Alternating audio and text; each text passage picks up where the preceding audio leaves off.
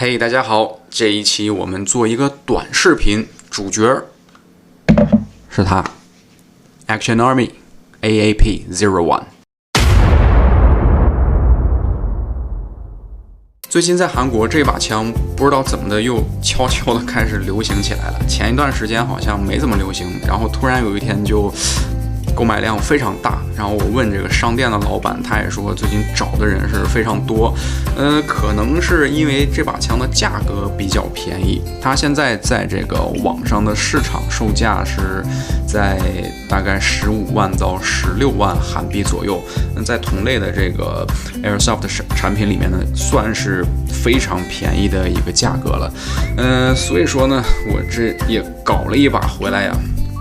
看看它到底是什么地方开始流行，但是我拿到这个枪，第一感觉啊，就是感觉这个尺寸啊特别大，是很大的一把手枪。那今天这一期视频的目的呢，主要是想跟其他的现有的几款手枪呢来做一个尺寸上的比较，因为它给我感觉啊实在是太大了。那我们拿几把现有的这个全尺寸的常规手枪来进行一个尺寸比较。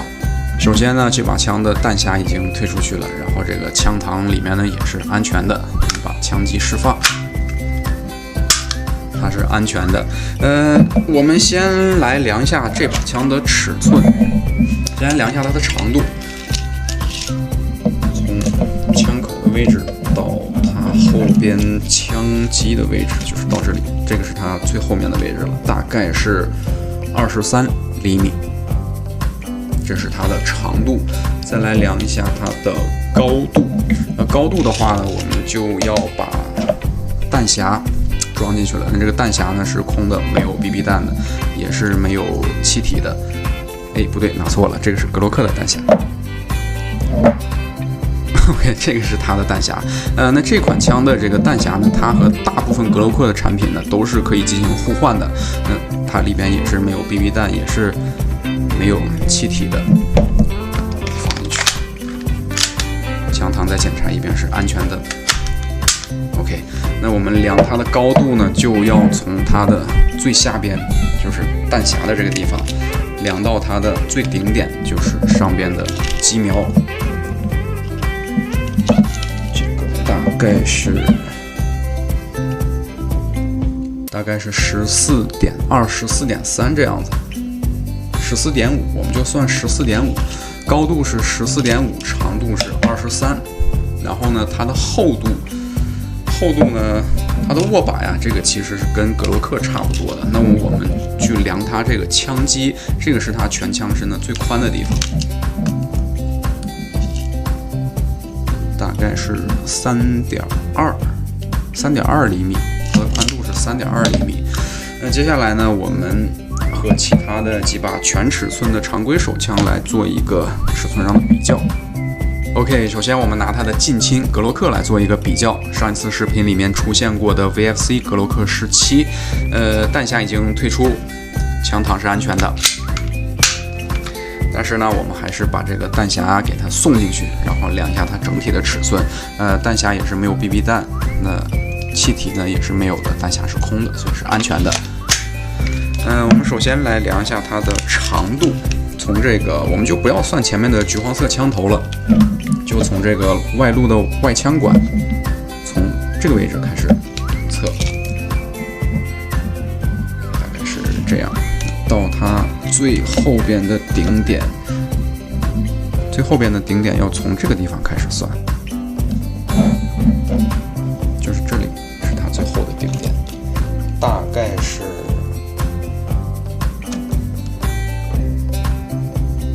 概是19，最前边到最后边大概是19。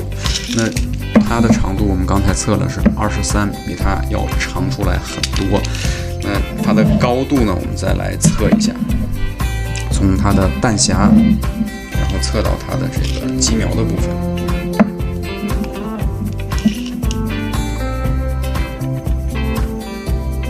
13.6，大概是13.6。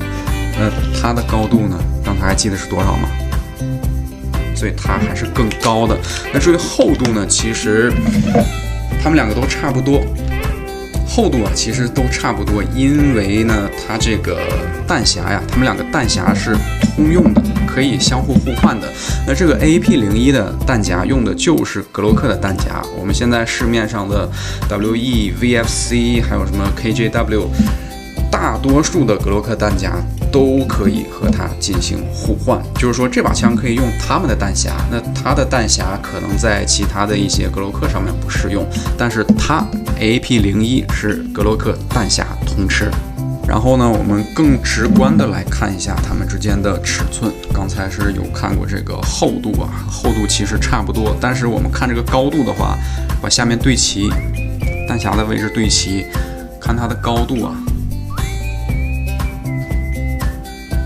它是高出来很多啊，高出来了一个鸡苗的高度。然后它的长度呢，那我们来对比一下，从最前面到最后面，我们就把最后边对齐，这样差不多 OK， 是长出来这么多。那格洛克17其实它已经算是一把全尺寸的手枪了，但是呢，它这个多出来太多了，这个就是格洛克。OK， 那我们接下来换一把枪。接下来呢，也是一把全尺寸的手枪，是1911 A1。其实1911这把手枪啊，它已经非常大了，但是跟它比起来呢，小巫见大巫。我们再来确认一下，这个弹匣已经是退出，然后枪膛呢是安全的。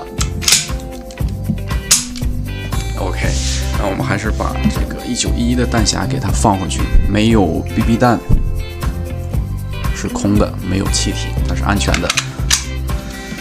我们来测一下它的长度。它的长度呢，就是从前边，然后到最后面，大概是这个握把保险的这个位置，最前面和最后边。测一下，大概是21.1、21.2这样的。然后它呢，刚才还记得是多少吗？是23点多，23.1，差不多。它这样看起来好像是差不了多少，差了1厘米啊，但是1厘米的距离也是非常大了。我们直观的来看一下它这个长度啊，最前面和最后面，我们还是按照最后边的位置给它对齐。这样差不多。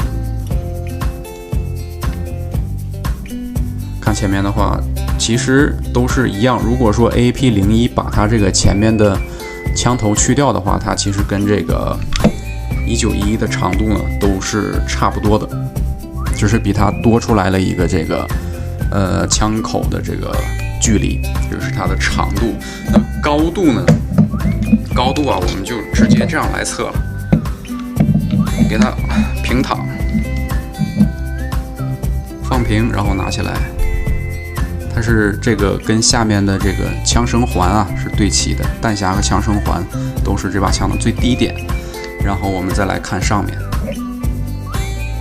这个高出来更多啊，比刚才这个格洛克高出来的还要多。那再来看它的厚度。厚度呢，其实都差不多，因为这个1911手枪啊，本身握把的厚度就比较厚，然后呢，同时尺寸啊前后的这个距离也是比较宽，但是呢，1911的弹匣呀是非常窄。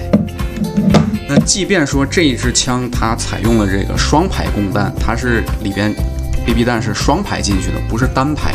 很多这个品牌的1911它是单排供弹，只可以放1排进去，这个可以放2排。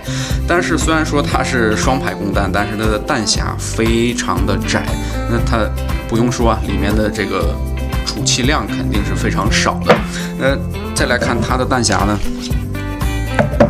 也是双排供弹，也是可以放2排 BB 弹，但是厚度呢也是要比它厚了很多。那我们比较这个握把本身啊，1911的握把呀，它这个厚度啊是比较厚的，比较厚实，所以它里面这个空间呢会比较小。另外它两边有这个握把护片啊，这把枪没有，那握把护片也是比较厚呢，增加了整个这个握把的厚度。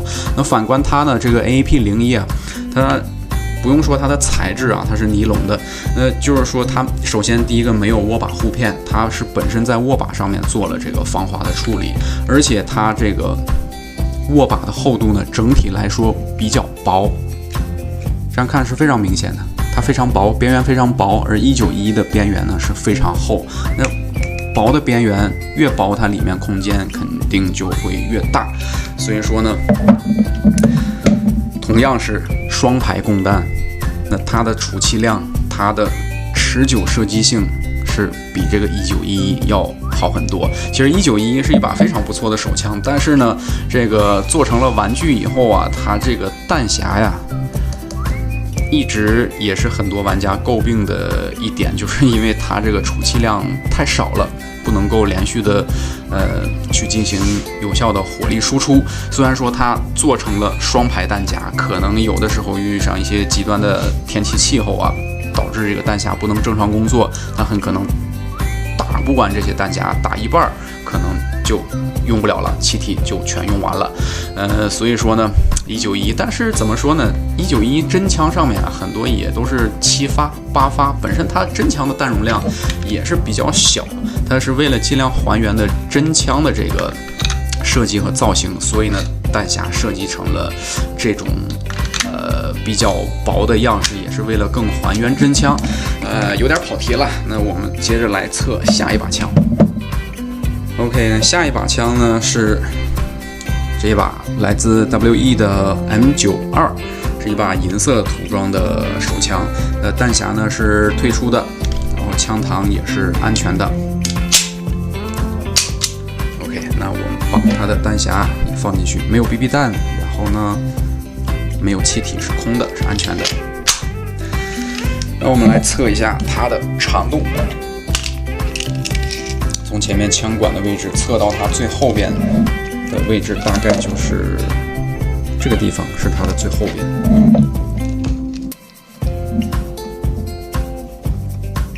大概是21.5、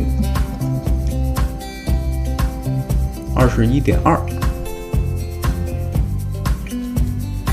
大概是21.2这样子，它的长度，它是23.2、23.3左右，差不多是比它长出了1厘米。我们来这样来比较看一下，把它放在下面，最后点堆在一起，用这个地方堆到它的最后点。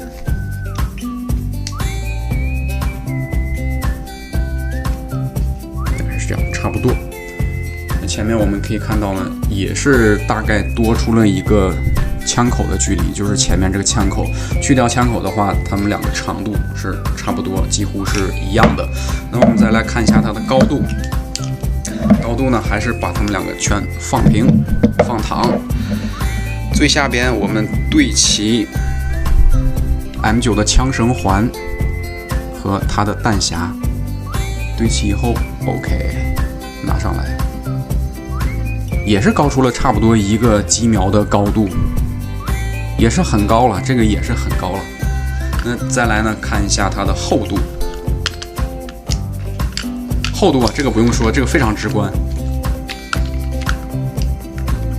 M9 比它厚非常多，本身呢，这个 M9 的握把也是比较厚，它也是一把全尺寸的手枪，长枪管的手枪。然后本身因为它这个握把就厚啊，然后它两边再加上这个护木片，它显得就更厚了。再来看一下，很容易就能看出来非常明显的这个比较。但是它的弹匣呢，我们来看一下它的弹匣。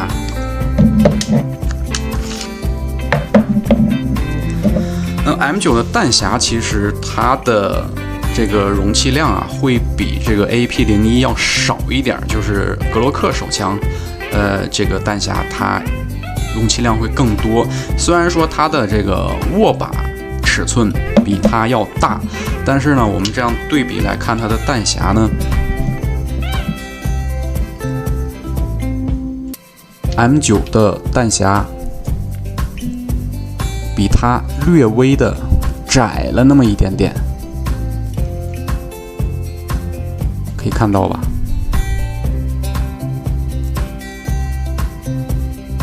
窄了大约是有2毫米左右，这个样子差不多。虽然说它握把宽，但是它的弹匣呢是比它的弹匣要窄。那同样呢，我们再来看一下它们的握把，还是一样，很明显能看出来 M9 的这个握把的边缘厚度比较厚，它这个边缘比较薄，所以呢，它的弹匣就会比它更小一点，尺寸会更小。OK， 这个是 WE 的 M9。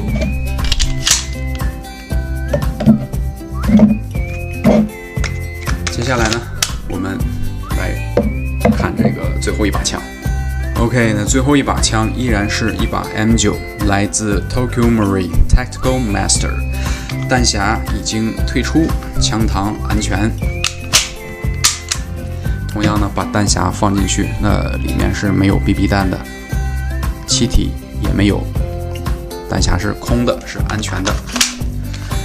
首先，我们还是来测一下它的长度，从最前面的外枪管一直到后面这个最顶点，大概是22.5，差不多，大概是22.5。这样，它是23.2、23.3这样的。那长度呢是长了不到1厘米。那我们这样直观的来看一下，把它最后面的顶点对齐。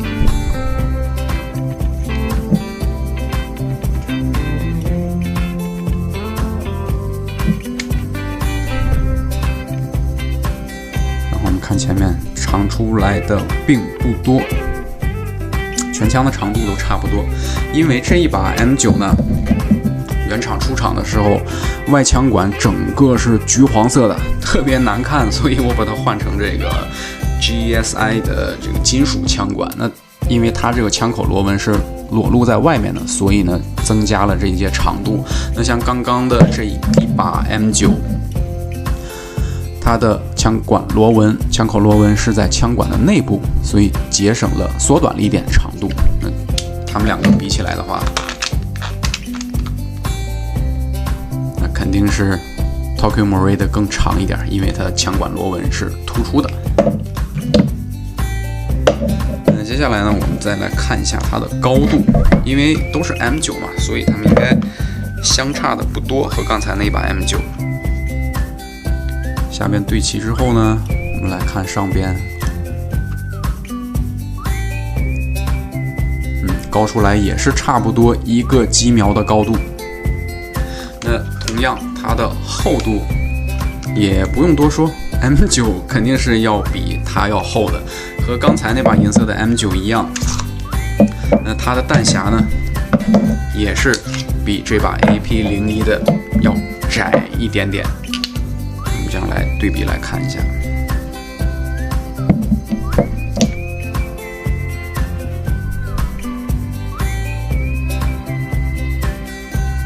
看到吧？也是差不多2毫米左右，比它要窄，也是因为呢，它这个边缘的厚度比较厚，而 AP01 边缘的厚度比较薄，所以呢，它的弹匣会更大一点。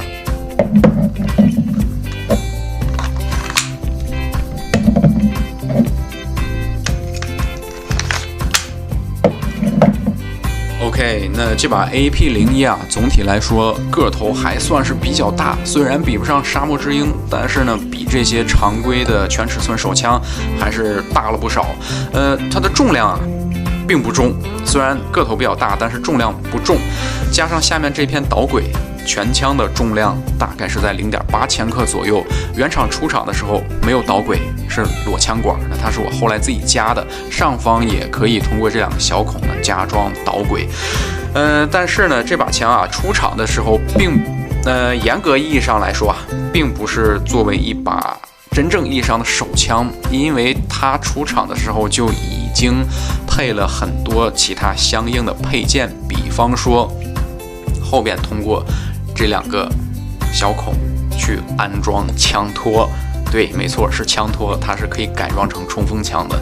然后前面的枪管整个全可以换掉，换成加长的枪管，然后加装前边的护木，或者整个上机匣全部换掉，换成这种类似于 AR 系统的这种上机匣的那个长度的话就更长了，就完全变成一把冲锋枪了。